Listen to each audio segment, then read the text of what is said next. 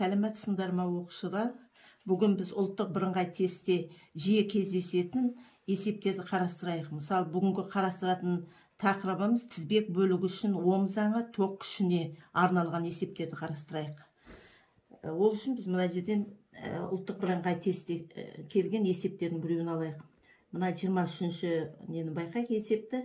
Есептің шартында былай деп айтылған. Электр тізбегіне қосылған резисторның кедергісі 22 ом. Резистордағы кернеу 66 вольтқа тең. Өткізгіштің көлденең қимасы арқылы 1 минут ішінде өтетін электрондардың санын тап деді.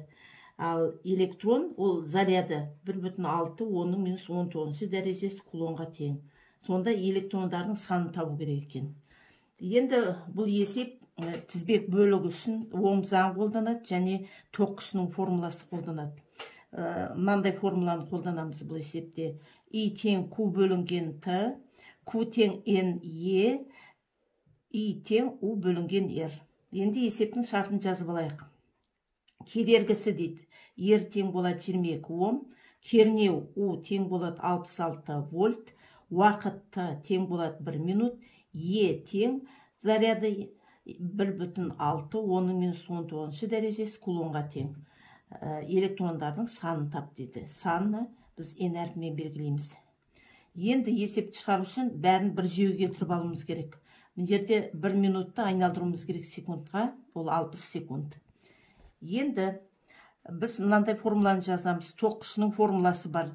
I тең Q бөлінген Т.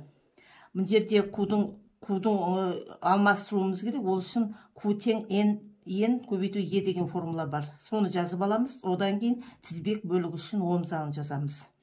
Енді тоқ күшінің формуласын жазып аламыз. Бірінші I тең Q бөлінген Т дейміз да, Q'дың орнына N көбейту E'ні қоямыз, бөлінген Т. Енді ом заңды I тең UR деп тұр ғой. I'дің орнына біз тізбек бөлігі үшін ом заңының формуласын жазамыз. Ол U бөлінген R. Осыны біз теңестіреміз жаңа мына түрлендірген формуламен. NE бөлінген Т.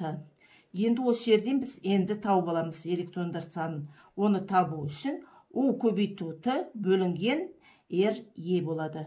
Енді N тең дейміз да, сан мәнін қоямыз.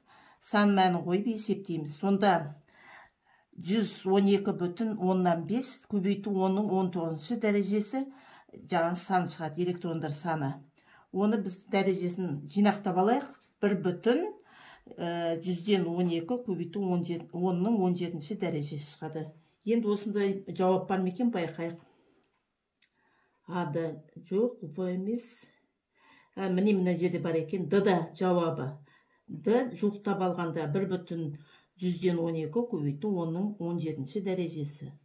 Электронның саны осыған тең болады екен.